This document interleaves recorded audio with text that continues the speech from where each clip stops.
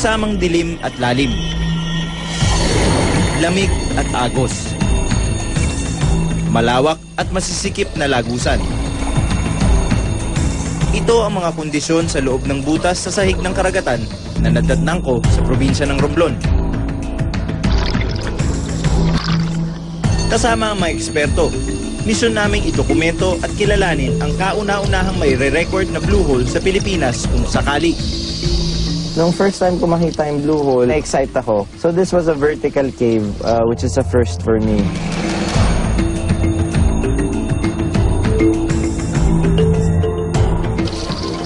Nakilala na namin ang istruktura na tinatawag na blue hole.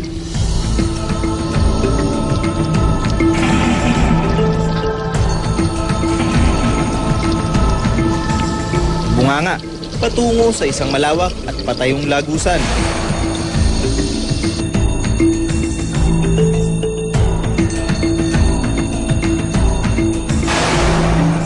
Nakonektado pa sa isang madilim na parte kung saan hindi tumatagas ang liwanag.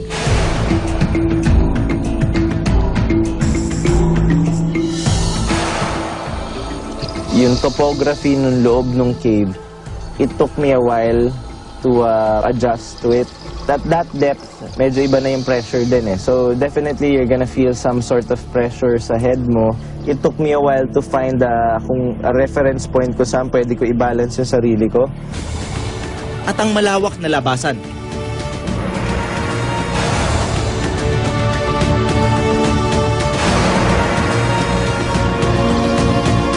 Pero kailangan pang masuriin ang butas. Lalo na kung anong buhay ang meron sa loob at paligid nito. Ngayong umaga may mga kasama tayong mga foreigners na interesado din makita yung mga sikreto ng blue hole, no? Gusto natin malaman yung mga sikreto na yan. Kaya hopefully this morning mapagbibigyan na tayo at madiscover na natin yung mga secrets ng blue hole dito sa Romblon.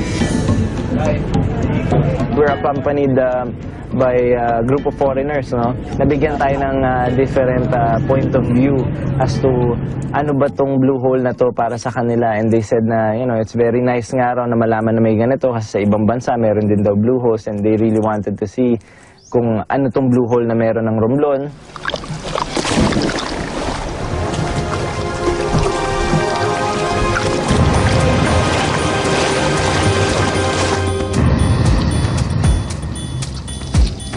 Bago pa man namin marating ang bunganga, punong-puno na ng buhay ang malawak na bahura.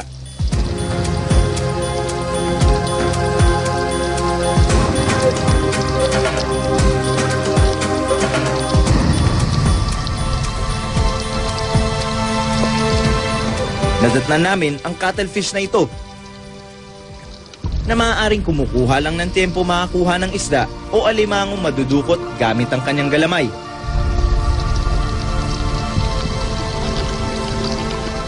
Matalino at kaya daw nitong baguhin ang kanyang kulay para bumagay sa kanyang paligid.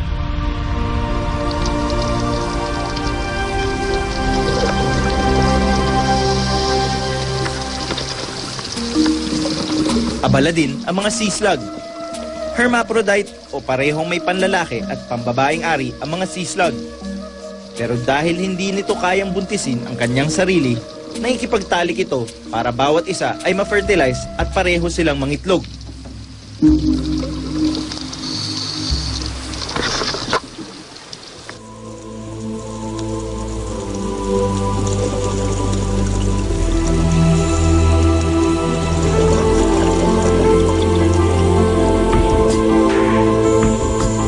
Ayon sa kasama naming marine geologist, matatawag ng kauna-unahang blue hole sa Pilipinas ang butas na ito sa Romblon.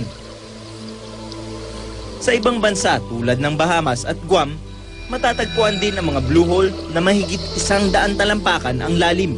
Parang siya i-quantify siguro na siya isang 40-meter deep na blue hole. Yan pala ang unang-unang reported na blue hole na na-encounter ko sa aking pagkatrabaho sa Mines and Geoscience Bureau. At ang mga ganitong istruktura, importanteng susi daw sa nakalipas ng ating mundo. Yung blue hole ay na-form usually sa may shore phase na. Ngayon habang bumaba yung dagat, mga more than 1 million years ago, bumaba yung sea level natin. Bumaba siya ng bumaba. Yung pag-erode ng blue hole pababa ay humahabol, sumusunod sa sea level ng dagat. 3 milyon hanggang 10,000 taon na nakakaraan, bumaba ang karagatan dahil sa paglaki ng mga yelo o glaciers sa mundo. Lumitaw ang mga lupa sa bahagi ng karagatan at sa paulit-ulit na pag-ulan at pagbaba ng dagat, nauka ang malambot na bahagi at nabuo ang butas na tulad nito.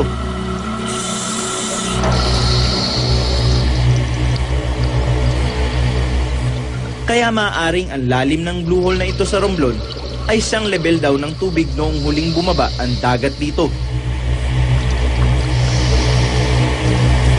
Imagine nyo na lang ilang blue hole pa nag-aantay madiskubre. And of different sizes. I mean, ang daming blue hole sa ibang bansa na sobrang laki, sobrang lawak. Ito naman sa atin is a very small one but a blue hole still. So ano pa? Ano pa kaya? Sa patuloy naming pagbaba sa blue hole, kasama mga banyagang gustong makita ito, napansin namin ang isang kakaibang nilalang sa madilim na parte ng butas. We were able to see yung slipper lobster sa loob ng wall, which was first time for me na makita sa in real life. Sculptured slipper lobster ang tawag dito dahil sa gabi aktibo, nagtatago ito sa madidilim na biyak o lagusan at dito nagpapahinga kung umaga.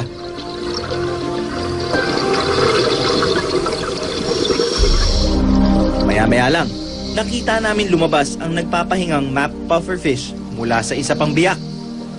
Tulad ng lahat ng pufferfish, nakakamatay ang laso nito kung makakain.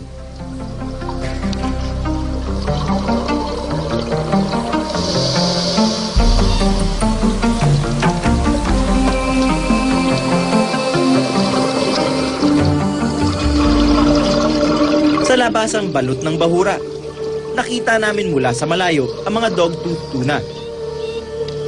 Judging from my estimates doon sa distance nila from us, kasi doon kami nakasitwasyon, doon kami nasa exit eh.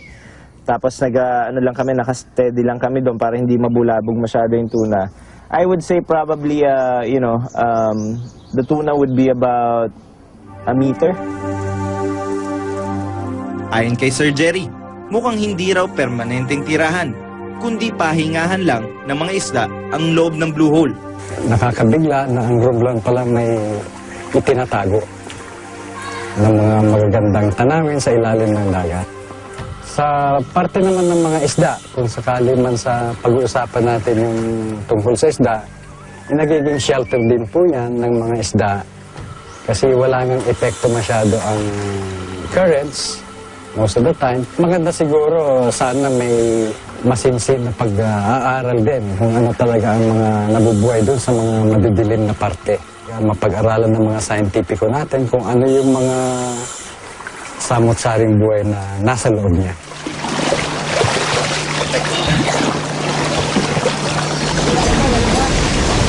I found it amazing. It's quite a wide entrance, much wider than I expected. But as you're coming down, there's quite a lot of light, so you can still see a lot of the colours around. And when you look up, it's just like beautiful blue sky above you. It's really amazing. What amazed me most is once you're inside the blue hole, looking up, and then you see this blue circle of light coming down. That's amazing. It also gives us chance to get to know bakit pumupunta itong mga foreigners dito sa bansa natin. And we found out nga na, they're really enchanted by the Philippines.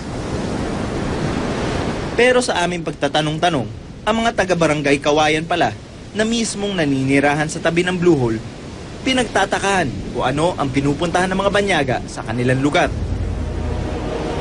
Mga kwento lang ng mga nakikita daw, taga rito sa amin, nakikita na may namamana, na may kinukuha daw sila doon sa ilalim eh.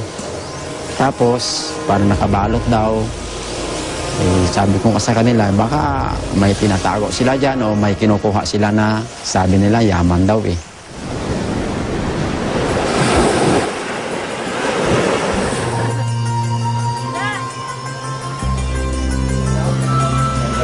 Dahil dito, kasama ang aming team at si Peter, Nagpa siya kaming kausapin ang mga opisyal ng barangay. Buho, ibig sabihin butas. Maraming mga diver, maraming dadayo dito, mga taga-Europe, taga-Amerika, tsaka yung mga karatig bansa natin na magkaka-interest, makita rin yung kung ano yung meron kayo. Baka ang iniisip nyo, Yamashita Treasure.